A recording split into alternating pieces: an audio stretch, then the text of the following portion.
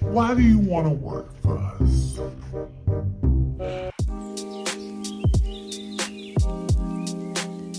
Hi, it's me, Tania of Tania the Therapist YouTube channel. Thank you so much for clicking on today's video. So if you don't know me, I am a licensed clinical social worker. I'm also a certified health coach.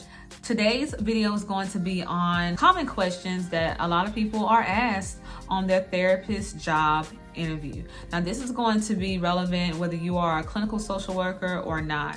Let me put my glasses on and let's get started. All right, so the first question that a lot of jobs will ask is, what is your clinical background? Jobs want to know what kind of clients you work with. They want to know how long you've been working in the field. They just want to know how knowledgeable you are in reference to implementing clinical treatment. And if you haven't been in the field and this is your first job interview, they want to know how much you've retained from your grad program. This is going to let them know how well of a fit you'll be in their culture and their work environment. And it'll also let them know if they do decide to bring you on, how much work you have to do in investing into making you a good fit for their clients. So it's important for you to be able to articulate that going into the interview. And I'll just give you a little example. My name is Tania. I am a licensed clinical social worker. I'm also a certified health coach. I've worked in the social work setting for over 7 years. I've done clinical outpatient work. I've worked in a mental health crisis call center. I've worked in a primary care setting. And I currently own an online solo private practice where I work with mainly adult women who have anxiety and depression. Very concise. You need to be able to pitch that very concisely and not kind of go in circles, okay? It's very important. The next question that they will probably ask you is, what is your theoretical orientation, or what kind of therapy have you implemented in your clinical work? Meaning, do you do CBT therapy? Do you do person-centered therapy? Whatever therapy you use, generally if you're newer, you're going to be doing CBT, maybe even person-centered. It's important for you to be able to articulate what that therapy modality is and how you've implemented with the clients that you've worked with. And they're just generally trying to see if you have a baseline knowledge of theory, okay? The next question that they will ask you is, how do you stay on top of your notes and documentation? A lot of jobs want to know. We have to run you down, chase you down to get these notes in, because we got to bill, okay? These jobs want to be able to bill as timely as possible. It's like a running joke in the therapist community of having a lot of notes pile up, and that's all cute and stuff until you got to do 24 back notes and you don't remember what's going on. That's not best practice. It's very important that you get your notes in as soon as possible, because that's when your memory is the freshest. So yeah, they want to know, how soon do you get your notes sent after your sessions? 24 hours. Just say 24 hours, okay? All right, so the next question that they will probably ask you is, have you ever had any conflict with anybody on a job, and how did you handle it?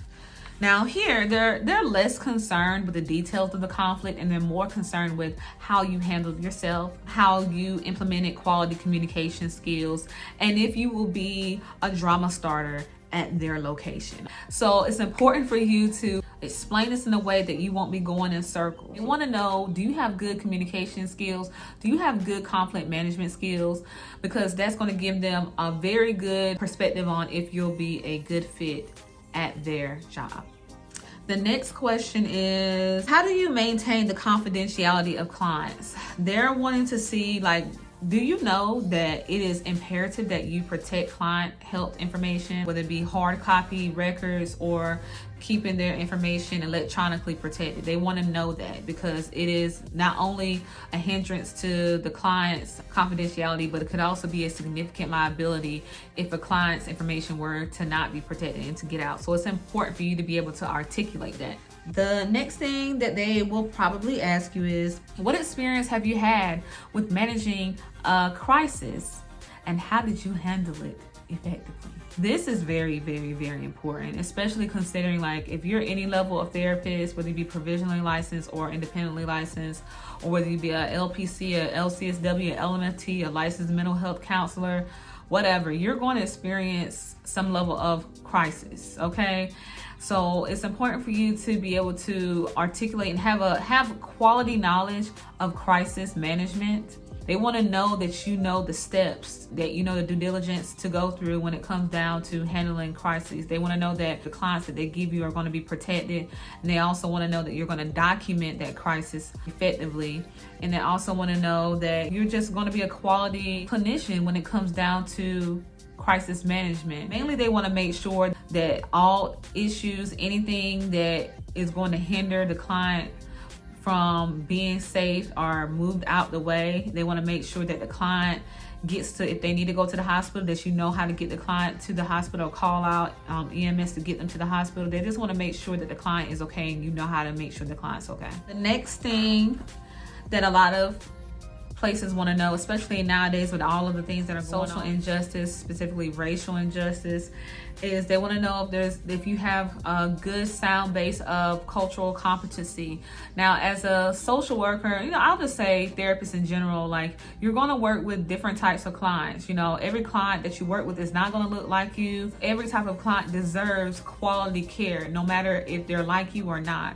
So that is definitely something that you need to honestly go and get continuing education on, because that's an important part of being clinically astute, is having quality cultural competence. Now, the next thing that a lot of jobs will ask, and I'll just put these two together, is what are your strengths and what is an area of improvement? They want to know that you are self-aware. They ask these questions because they want to see if you have at least decent to quality self-awareness, and they also want to know if you're going to be open to improvement. They want to see where you're at as far as that is concerned. So be able to articulate that. Some of my top strengths that I like to always list is I'm empathetic, I'm organized, efficient with my documentation, and that I'm very resourceful. The next thing is they want to know why. Why do you want to work for us? Why do you want to work for us?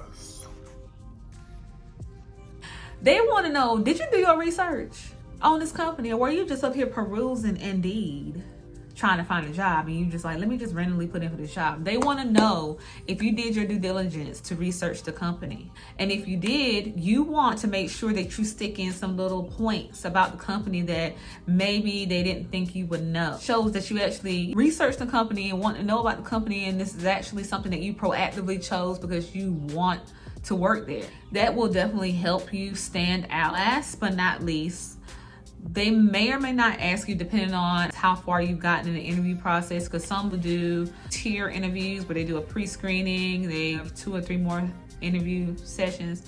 They want to know what's your expected salary or rate. It is important that you advocate for yourself. It's also important that you do your research on what is the average rate in your state or area. You do not want to lowball yourself. Do your due diligence to know what the rates are. Now, I've lowballed myself before. It ended up in me leaving the company because just the burnout was not worth the low rate they were paying me. So it's better for you to do your due diligence and know what you're worth going into it. And if they decide that it's not a good fit because of that, at least you're not wasting your time. A lot of times therapists, we're not paid our worth. Whether it be we're working as a solo practitioner in our own private practice or we're working for a company. Do your research on what the average going rates are in your area. And be honest. Tell them what you want. They can either rise up or not. Yes or no, yay or nay. And go from there. I promise you, you'll be doing yourself a service by doing that. So yeah, that is it. If you have any other questions or you want more types of content like this, please leave it in the comment section below. Don't forget to subscribe and hit the notification bell. And until the next video, bye-bye.